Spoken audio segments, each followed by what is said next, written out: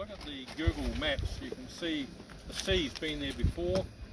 There's a series of ridges that run parallel to the coast, and so one of the things that we're going to have a look at, I guess, is a realignment, at least in principle. There are immediately logistical challenges. One, obviously the tenure of the land being docked, and secondly, obviously cost. We're looking at probably 5 or 6 kilometres of new alignment. It's not cheap. We're not committed at this stage to do anything, but we're just looking at the options and the issues. If you noticed, when we came slightly north, you see that second line of protection. It's quite interesting looking over the bank from there, because the beach is actually starting to build there already, which is a good thing. It might be temporary, it may be permanent, who knows. But the one thing for sure, the material we're using is not the best material in the world. We should, in a perfect world, we would use rock. The reason we haven't used rock in that location is that we're buying that material from the regional council quarry at $2 a tonne.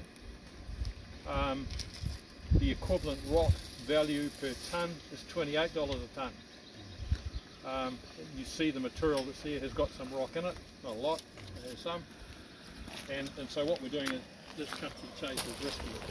It's got bitumen underneath it to protect it from the sand, so the sand will wash out from behind it hopefully. And so yeah, we're just rolling along with it. Are you talking to GTA about moving inland at all? No. I didn't want to do that until we, as a council, come up.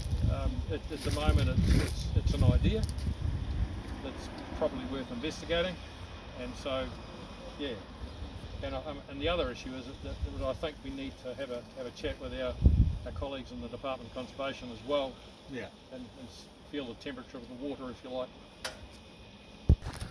Well, folks, we're in at Haast at the moment, having a look at their ponds, and we're going to head up and have a look at the water treatment plant. So standard pond system, an aerator on the other side, and we're touring with a group of staff and councillors to have a look and have a look at the assets on the ground, see how it all looks.